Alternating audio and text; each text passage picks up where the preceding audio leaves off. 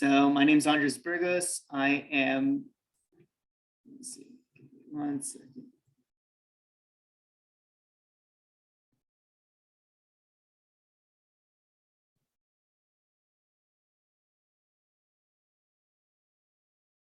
So I am Andres Burgos. I am the HNIP coordinator. HNIP stands for HACU National Internship Program, and HACU stands for the Hispanic Association of Colleges and Universities. This program has existed already for about 30 years. So we're about to hit our 30-year anniversary in about a month, which is amazing because a lot of federal agencies enjoy us, know us, and they like partnering with us. So I'm going to be explaining a little bit more about this program. It's a bit different and might be a little strange to some people when they hear it. But once we get into it, it'll make a lot more sense. So HNIP is a nonprofit organization that focuses on helping students and the federal agencies diversify their workforce. So by federal agencies, you can see some of these agencies on the screen. We have NSF, CDC, SEC, USDA. These are only 4 of about 12 different possible federal agencies you can intern with. And within these federal agencies, there are sub-agencies, and there's a multitude of sub-agencies and federal agencies. I can probably say some random name, and it will probably be a sub-agency at one of these agencies. There's a diverse amount of internship positions, and each one of them that we offer is paid. Yeah, they're paid internships. Not very common when it comes to federal agencies because they can be a little stingy with their money. So we offered you that paid internship. A lot of these right now are virtual. So you get that paid federal virtual internship. If you're an undergraduate student, it's $15.50 an hour. If you're a graduate student, it's $17.50. So this can make a difference if you're a graduate and an undergraduate, especially since a lot of our positions for the summer that are going to be happening this summer are full-time. So you can work up to the 38 or 40 hours and be getting paid $15.50. And some of them are even asynchronous, which means that you can work on your own time. So maybe you do have summer school, or maybe you do have another job. Working that asynchronous time does allow you to just maximize the amount of income you'll be getting this summer. You prioritize, obviously, since you're a student, college is expensive. We understand that you want to make money. So we're going to help you make that money, not only by, helping you get that paid internship, but we also offer numerous benefits. Some of these benefits include just in-house scholarships. By in-house, I mean students who are currently in our program or students who have already graduated and moved on from our program. You still do have to be a student for all these programs, for a lot of these scholarships, but we make sure that we take care of you in your educational career and in your professional career. Once again, we understand you're a student and college is expensive. So like I was saying before, we have the summer session coming up. We also have fall and spring. So when you're applying for the summer session, you also have the chance to apply for our fall session because both applications are open. I'll be talking about the deadlines in just a bit. Our summer deadline is approaching very, very soon. By very soon, I mean this Friday, and I'll be telling you how to complete that application right away in just a bit. But I want to continue on by saying that, once again, this is fall, spring, and summer session terms. So if you're currently a sophomore and you do really well in your summer internship or in your fall internship or spring internship, and they're like, we absolutely love Jalen. Jalen's awesome. She does all the work on time, never does any bad work. And they come back to us and they say, we really want Jalen for the spring session. All right, we really want Jalen for the summer session, fall session. You can continue that internship as long as we're partnered with them and as long as they enjoy their time with you. So we do have students who started out their sophomore year in our program and have been in this program getting that paid internship, multiple different federal agencies, multiple different sub-agencies, and all of them have been doing this program since they're sophomore, and now they're going to their PhD. So this is an opportunity that not only benefits you right now, but can benefit your future educational career in college, in university, in grad school. I want you to think about that when you're applying. Put in your maximum effort in the application because this is an opportunity that can last a lot longer than you might expect. So I'm going to play a little video really quick. This video is John Sanders from the SEC. If you don't know what the SEC is, It's mostly dealing with, it's called the Security and Exchange Commission, mostly dealing with finances. Obviously, we have a lot more internship positions that don't involve finances, but I really want you all to hear from John Sanders because this man has been true to our organization and he speaks so well upon his interns. You're going to hear him right now, and he's going to give a big insight on the different perspectives that people have in our program. I am John Sanders. I'm the program manager for the partnership that the SEC has with HACU. We're currently in our second semester of having interns, and it has been an amazing partnership. I'm continuously impressed with the incredible support that the staff from HACU provides, but then also truly the high quality interns that I've had the pleasure of interacting with. It's been so much that I've even given myself the unofficial title of ambassador of HACU and the internship program. So on the individual level, the experience for the interns is phenomenal. At the SEC, we truly look at interns that we receive as colleagues. They're assigned truly meaningful tasks that are built to stretch their abilities, but they also contribute directly to the SEC's mission.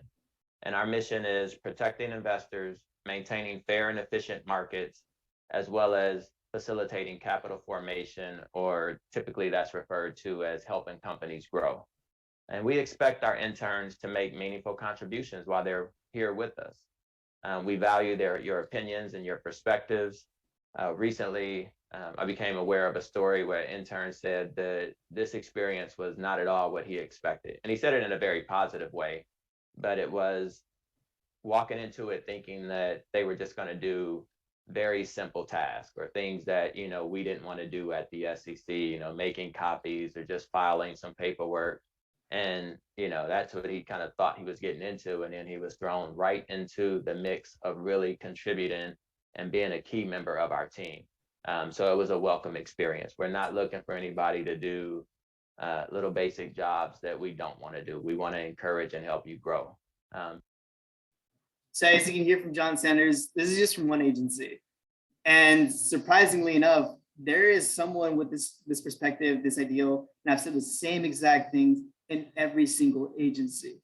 They're not just looking for interns. They're looking for students that can come in with an open mind, be able to learn and adapt, and truly contribute to the federal agency. I've spoken with students before where they go in, they have a very, they have a very broad major. I know a student who went in with a CBC biology major. She didn't really know what she wanted to do with it. Obviously, she wanted to do something with health.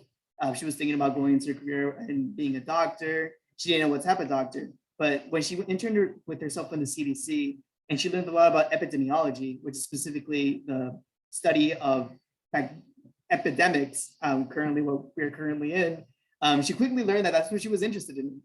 And she even became she even published her own academic journal. She went on to actually make very, very big contributions to the agency.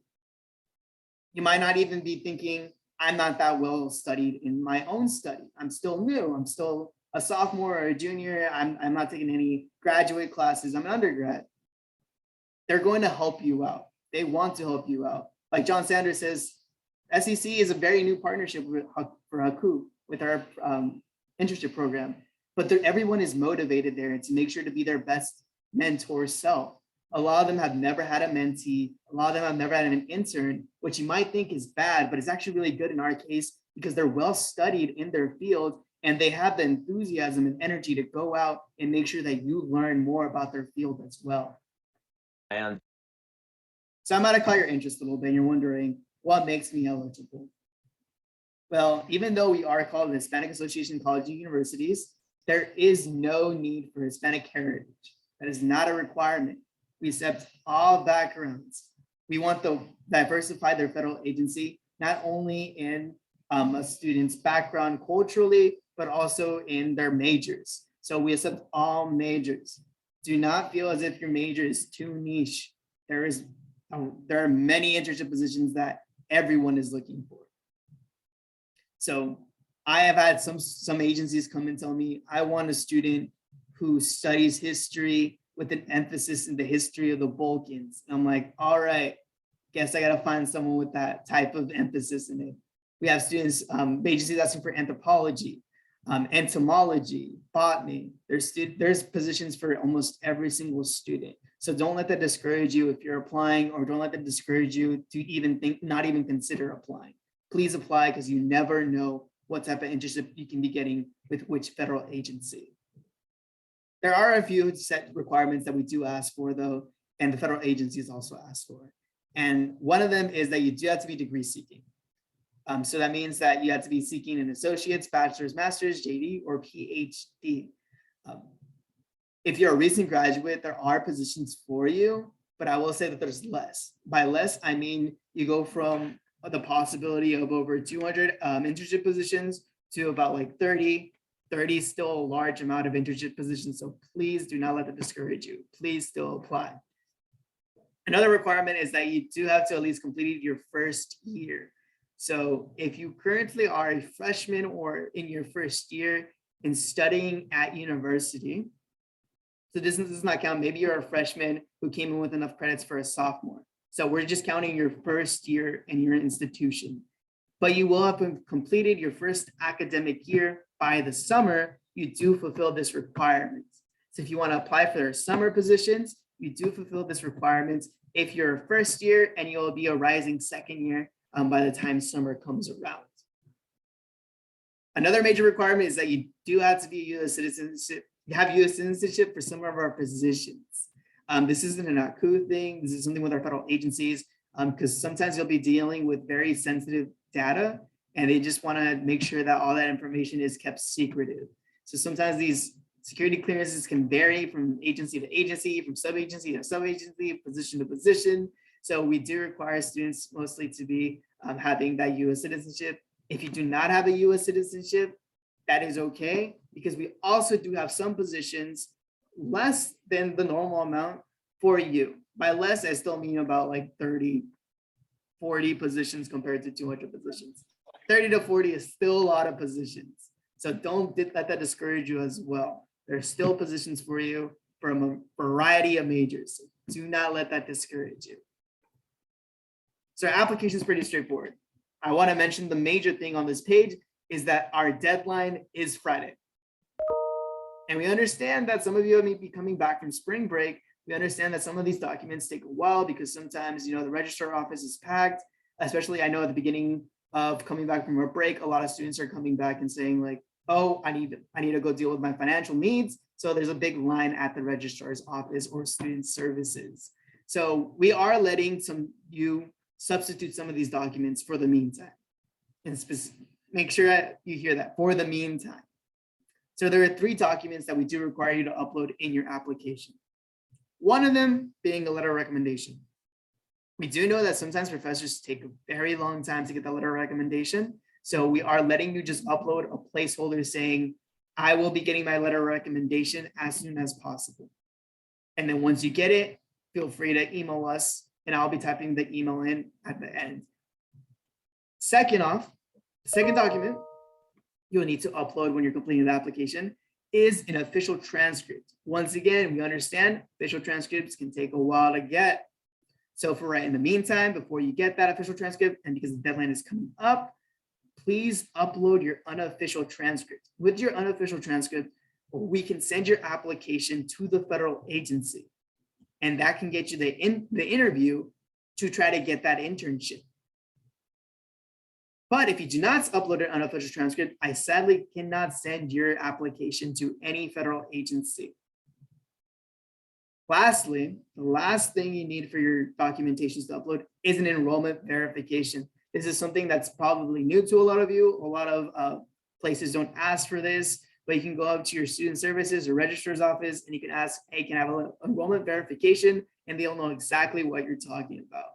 To substitute this for the meantime, you can also take a screenshot of your current classes and upload that. But all these documents that you're substituting for another document that's easier to get, we will ask that if you are selected for the internship position, you will need to have all those documents ready immediately. So we highly suggest, we highly recommend that once you get each document, you email it over to us. I'll be typing in the email that you'll be sending that over to right now in the chat. You'll be sending it to that email. The sooner you get the documents, the better it is.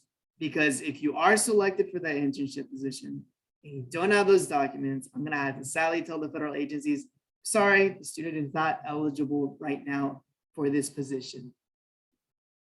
Please get those documents as soon as you can, but also please apply right after this information session later on tonight. Complete the application. Fairly simple, straightforward. So you're not uploading your resume. You're going to be doing a lot of copy and pasting of your resume. So there's going to be a section for education. There's going to be a section for your work history, and all of those sections you're just going to copy and paste a lot of them from your resume. It's a text box based application, so you just type it all in and it comes out immediately for you. You might be stressing a little bit because you see there's an essay portion. The essay portion is very, very short. It's very much more of a paragraph portion than an essay portion. It's about 500 words. You can't go over 500 words, and we also recommend you stay within that 500 word limit. So there's no minimum requirement, but we do suggest that you show your personality. You highlight any blemishes that you have on your own transcript or resume, so you can mention them and try to make sure that you explain the situation at hand. The prompt will be, why do you want to join HACU? That's where you're going to be saying, why do you want to join HACU? So don't stress about the essay portion. It's definitely just a place to just show your personality a little bit. The part that you should be focusing on is just getting the application done for us to send it to the federal agency. Because once then they can decide, we really like this person, they seem interesting, we'll set up an interview, and that interview will be the decider of if you get the position or not. You might be a little nervous because I can tell you there are students that that are applying that from very high-end universities. That does not matter to the person who's doing the interview. They want a student who is able to adapt, a student who has experience not only with other federal agencies or within their own field, but a student who just experienced life a lot. They understand that a lot of the people in their workforce at the federal agency, there's a monopoly on the different type of, well, better said, it's not very diverse. They want students who have that diverse background, not only in their nationality, ethnicity, but in their studies, as well in their work experience. So you may be feeling, I don't have any experience working with a federal agency. I don't have any experience that I would see myself being qualified to get a position with you. You'll be surprised. We have many students who apply with just a work history of retail or customer service. And that's what sometimes federal agencies are looking for. Sometimes they want a student who's really well at communicating. And they understand that in a retail position, you're communicating all the time, nonstop, constantly. So they want that student that will never get tired of that communicating skill. So you can always make sure to put down all your work history that you've had within the past 3 years, I would suggest. If you are an upper division student, I would suggest just putting in your work history and experience from just your college experience. But if you are a sophomore, doesn't have that much experience, feel free to put down all the experience that you have. It will help, trust. A really good tip I usually give students is to keep your application generic and with details. Sounds a little hypocritical what I'm saying right now, but I'll explain to you right now. So when I say keep it generic, it's because when you're completing this application, you're not completing an application for one position. You're completing your application for any position that you're qualified for. So I can get Pierre's application and send it to 5 different agencies. Each agency, I can send it to 3 different positions. In total, Pierre just applied for 20 different internship positions. And he just filled out one application, just one application. Nothing complicated, straightforward, right? Just put in a little bit of work tonight. And then he just applied for 20 different internship positions. So by keeping it generic, this means that maybe you're really interested in one position. Maybe you really want to work with the CDC. And you put in your application in your essay portion, I really want to work for the CDC. So I send your application over to the CDC, but I also send your application over maybe to the FDA. Maybe the person at the CDC was just like, you know what, I'm gonna go with this other student instead. But the person at the FDA was like, oh wow, I really like the student, but it seems as if they really want to work for the CDC since they mentioned it. So I'm gonna not hire them because they really want to work for the other agency. I'll give them a shot at the other agency. At the end of the day, you end up with no internship. So try not to be specific on what type of agency you want to work for. You can be specific in what type of field you want to work for, because once again, every agency has a multitude of positions, and you'll be surprised some agencies deal with matters that you would never thought of. So that's what we mean when we say keep it loaded with details. So try to make sure that you can keep it in the same fields. Like maybe you're studying biology, you want to keep it in the realm of biology or STEM. You don't want to be working on the finance department, right? So that's where you would mention things like that. But you don't want to mention specific agencies or sub-agencies, because then you can just get distracted and you might not get that internship position. Also, if you ever had struggle, if you do feel a little nervous, you're always free, check in with a friend on your application or your essay. Always check in with your career center and your writing center. That's where they're there to help for. But remember that the deadline is coming up. So try to keep it as quick as possible.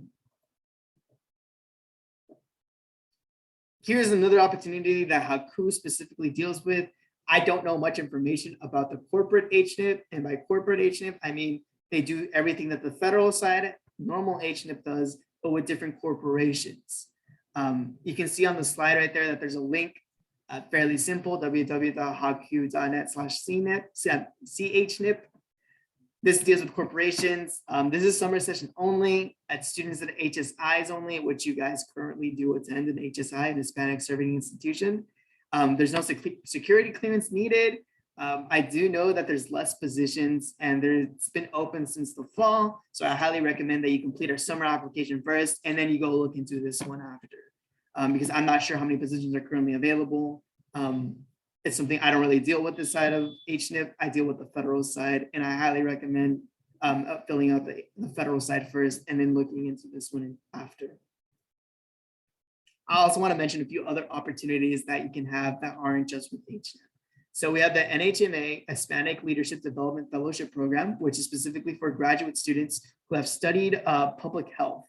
So that might not be many students currently in this call, or maybe there is one or two, but it's very niche and specific. And that's for one specific program where you come to DC and you work with the NHMA, which is the National Health Society of Minority Health, Hispanic Minority Health. I forgot the exact terms. All I know is that you specifically deal with Hispanic issues and specifically with their health. I think from memory, mostly deals with environmental racism, which is a very specific field. But feel free to apply for that program at www.hacu.net.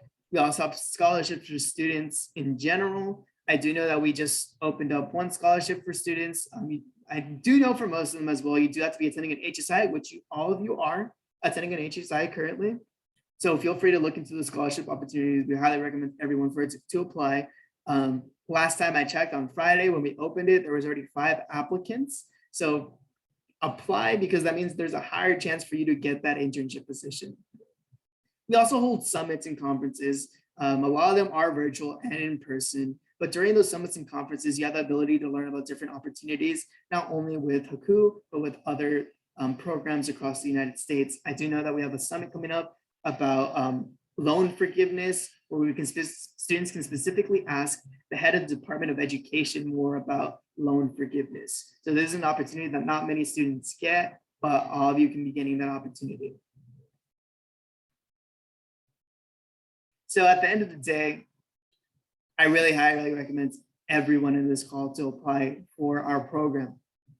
This is for the longest time, ever since the pandemic has started, we have had more positions than applicants. And this isn't because there's less people applying. This is because the federal agencies truly, truly believe in our program. We have over 200 different positions, internship positions. And if you complete this application, you can get sent over, your application can be sent over to 20 different of those positions. You have a pretty high chance of getting this opportunity. And a lot of these internship positions are only available through our program. So you might be wondering, I'd rather just go do it myself, but you won't be able to find them. Because these are positions that they truly trust us to vet the students to get them to get all their work done and to go and apply that diversity in the workforce. So as you can see online, we have a bunch of social media that you can always connect us with. I highly recommend going with our Instagram and Twitter. Our Twitter usually posts updates about deadlines, and our Instagram usually highlights current students and alumni, which you can go out and reach out to them. We also post different of the federal agencies that you can be working with, because sometimes you don't know what a federal agency specifically does, such as I didn't know before I started what the Library of Congress did. I started learning more about it, and now I feel like I'm an expert at it. But some of you might not know that opportunity, and you might be getting an interview with them. So we really want to make sure that you come in with all the info that you possibly can have. You can always email us at hnip@hacu.net. I'll type it again in the chat. hnip@hacu.net. If you have any more questions.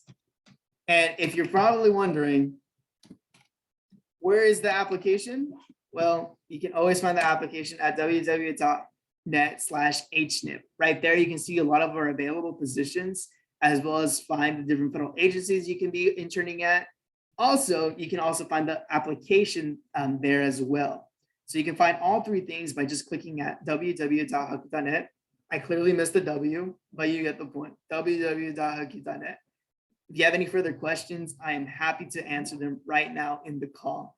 And asking some questions right now can help students who are viewing the recording. So please feel free to ask them and don't be shy.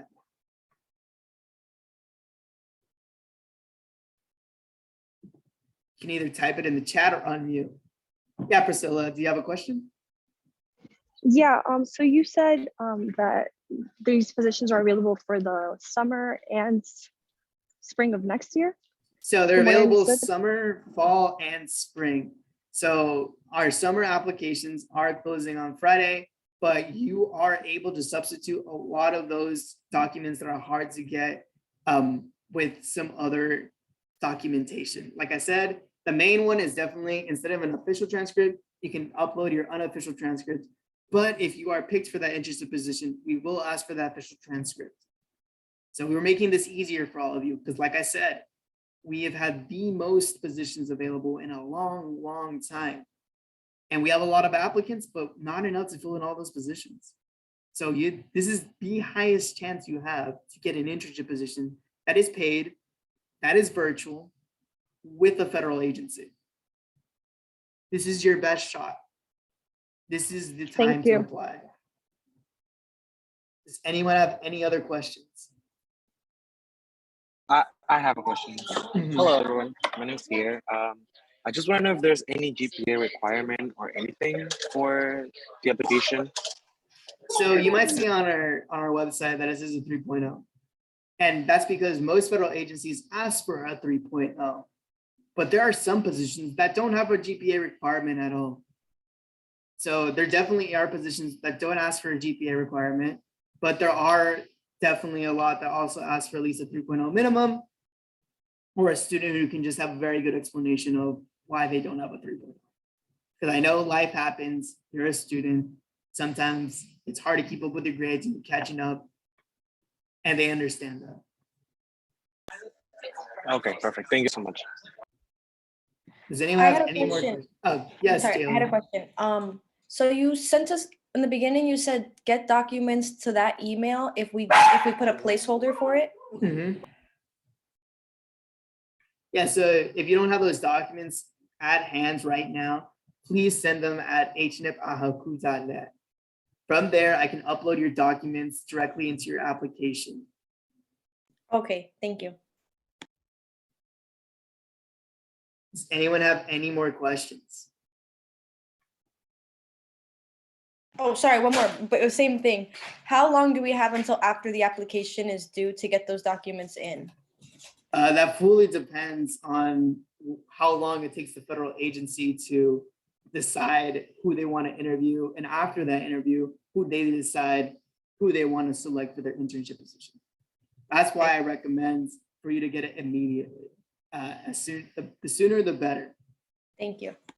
And if you want a reminder of which documents you can replace with which ones, we recently posted on our Instagram which documents equal which placeholder. So you can check out our Instagram, feel free to follow it. We post a lot of information on there, just like which documents replace which documents. Thank you. Does anyone have any more questions? I'd love to answer them.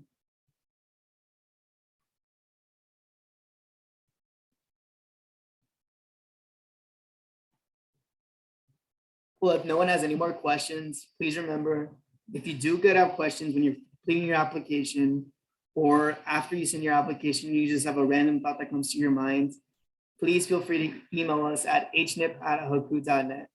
I'll type it again in the chat because it's very important for all of you to understand that I am always available to help whenever it's possible.